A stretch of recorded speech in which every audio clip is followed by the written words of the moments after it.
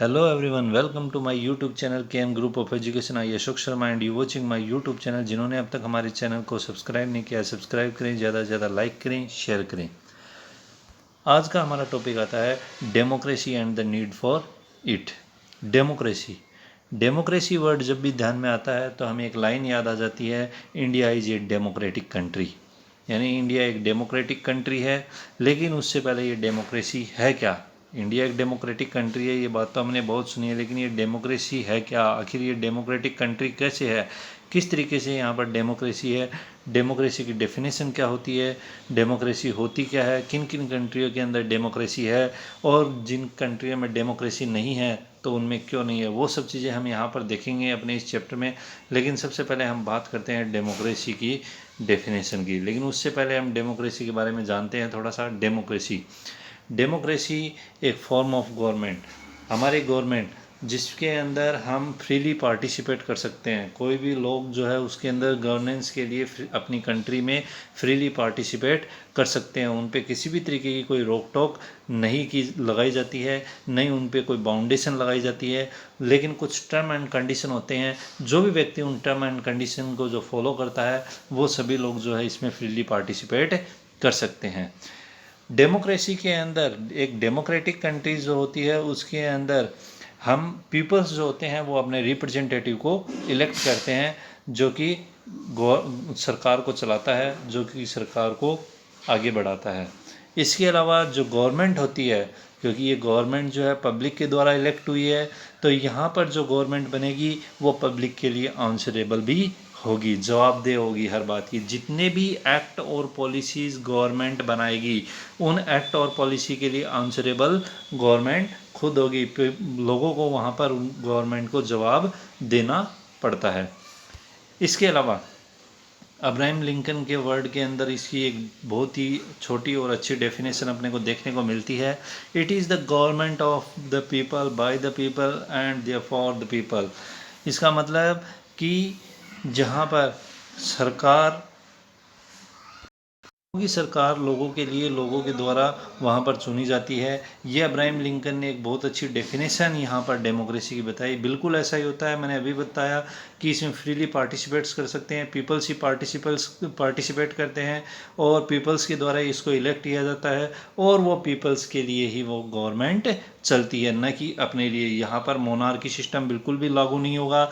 यहाँ पर डेमोक्रेसी है। डेमोक्रेसी का मतलब इनडायरेक्ट गवर्नमेंट, डायरेक्ट गवर्नमेंट नहीं होगी। डायरेक्ट गवर्नमेंट, मोनार्की सिस्टम, वो यहाँ पर अपने को देखने को नहीं मिलेगा।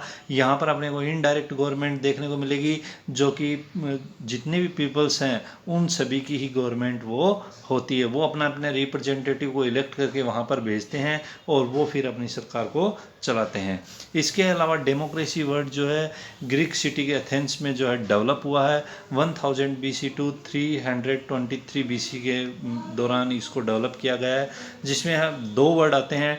एक तो आता है डेमोज और एक आता है जो क्रेटी।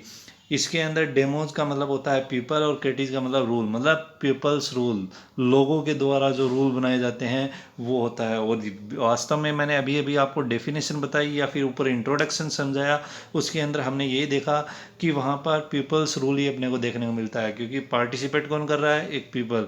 इसके अलावा वहाँ पर इलेक्ट कौन कर रहा है? पीपल। आंसरेबल किसके लिए है? पीपल्स के लिए। तो पूरी तरीके से पीपल्स रूल अपने को यहाँ पर देखने को मिलते हैं। इसके अलावा हम बात करते हैं यहाँ पर डेमोक्रेसी की, तो रोमन रिपब्लिक है, यहाँ पर भी जो है रिप्रेजेंटेटिव जो डेमोक्रेसी का होता है, क्योंकि यहाँ पर इलेक्शन के द्वारा जो है ये पोस्ट फिल की जाती है। रोमन, जिसमें रिपब्लिकिज्म वर्ड को देन जिसकी है वो रोमन है, जिसने बताया कि वहाँ पर किसी भी तरीके का जो रॉयल टाइटल जैसे किंग, इस तरीके का शासन नहीं होगा। वहाँ पर लोगों का शासन होगा, पीपल्स गवर्नमेंट वहाँ पर देखने को मिलेगी।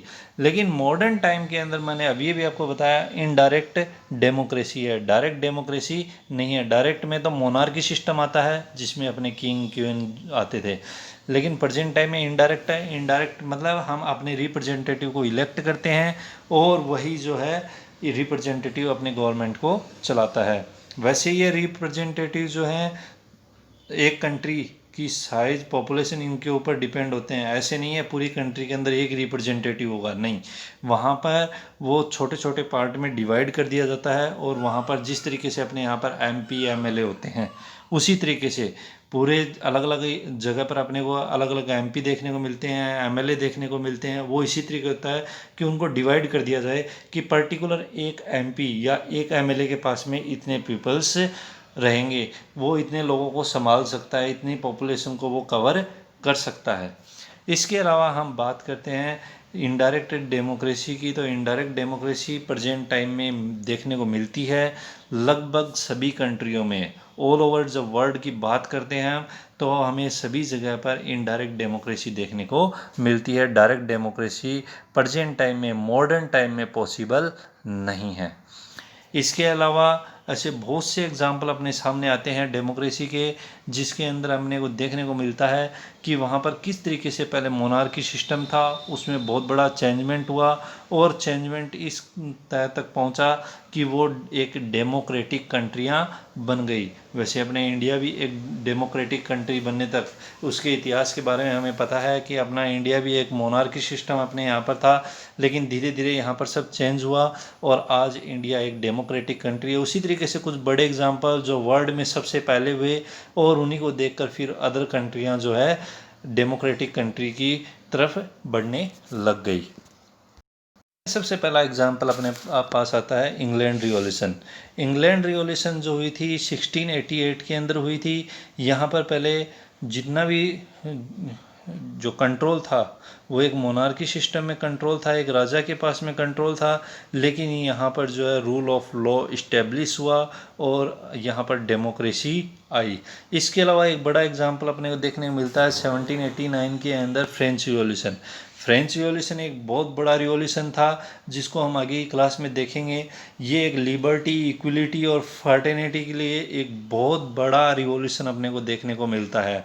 इसके साथ में जो है अमेरिकन वॉर, जो इंडिपेंडेंस जिसने इस्टेब्लिश की थी, अपनी गवर्नमेंट को जिसने इस्टेब्लिश किया था, जिसने लोगों के राइट्स को जो है वहाँ पर बचाया था, इसमें जो है गवर्नमेंट को पीपल्स के द्वारा इलेक्ट किया गया अमेरिका के अंदर। इसके अलावा एक रशियन रिवॉल्यूशन 1917 में एक बड़ा एग्जाम्पल अपने को देखने को मिलता है जिसमें पॉलिटिकल इक्वलिटी साथ में जो है सोशल और इकोनॉमिकल इक्वलिटी को यहाँ पर इस्टेब्लिश किया गया था। ये कुछ बड़े एग्जाम्पल अपने सामने थे डेमोक्रेसी के।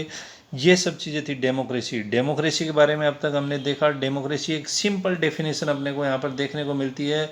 It is the government of people by the people and there for the people. ये एक बहुत ही इम्पोर्टेंट डेफिनेशन अपने को यहाँ पर देखने को मिलती है जो अब्राहम लिंकन ने दी थी।